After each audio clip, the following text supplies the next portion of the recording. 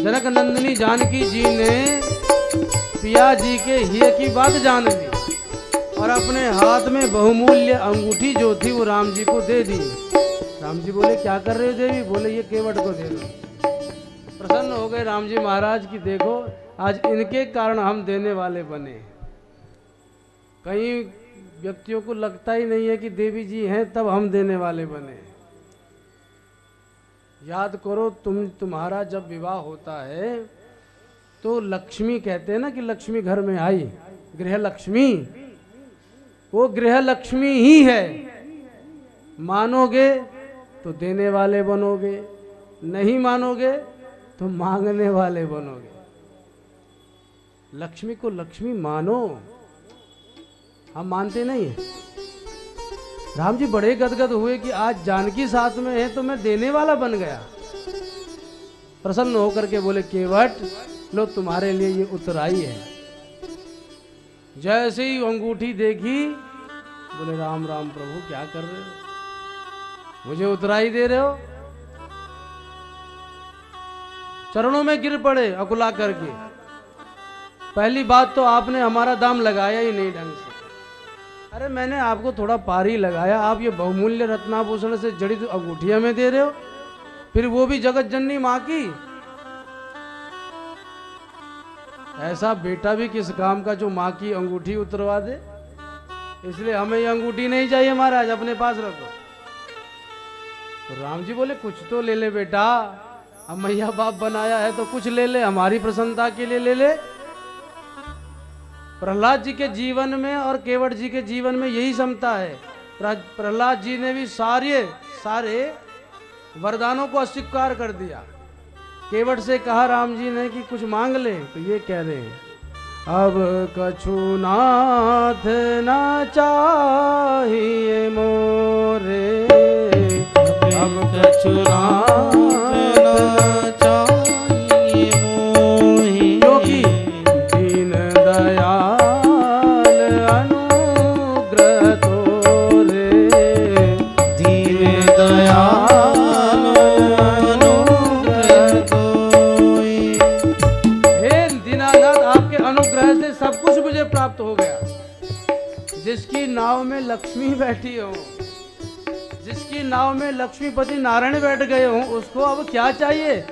अच्छा आपकी चतुराई जान रहा हूं, अंगूठी देख करके अपना सारा ऐश्वर्य छीनना चाहते हो।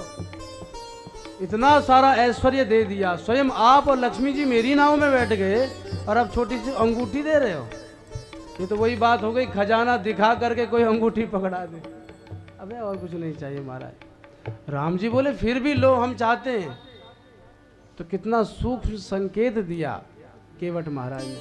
फिरती बार मोही जो देवा, फिरती बार मोही जो देवा, सो प्रसाद में सिर धरि लेवा, सो प्रसाद में सिर धरि लेवा, सो प्रसाद में सिर प्रसाद में, सो प्रसाद में सिर धरि लेवा। फिरती बार जब आप लौट के आएंगे ना, तब जो देंगे सो मैं ले लूंगा। केवट जैसा चतुर भक्त कोई नहीं हुआ। ये अनपढ़ है पर चतुर है। भगवत प्राप्ति करने में जो कुशल है वही चतुर है। जेब मारने में कोई कुशल है वो चतुर नहीं है। भगवत प्राप्ति, केवट जैसा चतुर कौन हो सकता है? केवट क्या कह रहा है, ध्यान से विचार करें। फिरती बार, अगर आपसे कुछ ले लिया तो अगली बार आओगे इसकी गारंटी नहीं है। पर अगर कुछ नहीं लूंगा तो फिरती बार कह रहा हूं तो आओगे ही आओगे, कुछ देकर ही जाओगे। तो पुनः दर्शन होगा कि नहीं? तो आपका पुनः दर्शन हो जाए इसलिए मैं अभी नहीं ले रहा हूं। और दूसरा संकेत है फिरती बार जो ही मैं देवा। फिरती बार मतलब अब जब भी आपकी और हमारी मुलाकात होगी, कहां? भव के तट पर। जब भव सागर से पार करने के लिए मैं पहुंचूंगा ना, जब आप माझी बन करके भक्तों को पार कर रहे होंगे, तो उस समय प्रभु मुझे जो दोगे। तो राम जी बोले क्या दूंगा? बोले एक ही तो देते हो, जो भव के तट पे खड़े हैं उनको आप पार लगा देते हो।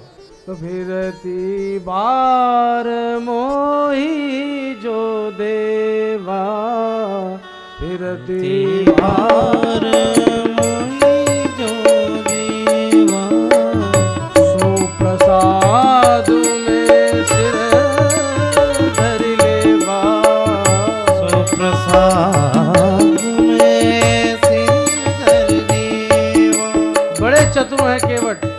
फिरती बार मोही जो देवा, भाव के तट पे आऊंगा तो आप पार लगाना, जो दोगे उसे स्वीकार करूंगा, पर याद रखना प्रसाद मान के ग्रहण करूंगा, कोई ऐसा नहीं कर रहे हो मुझ पे।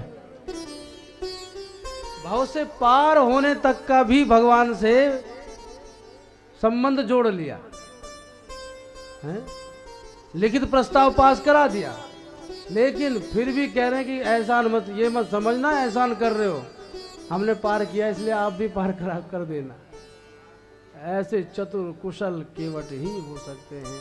भगवान उसकी इस चतुराई पर रीझ गए। केवट ने मांगा तो कुछ नहीं, पर भगवान वो हैं जो दिए बिना रहते भी नहीं।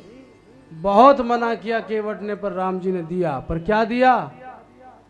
जिसको प्राप्त करना बहुत कठिन है। धन जोड़ लेंगे, यश जोड़ लेंगे, पद मान प्रतिष्ठा जोड़ लेंगे, अरे परिवार जोड़ लेंगे, पर जो असली चीज है वो जोड़ना आपके बस की बात है ही नहीं।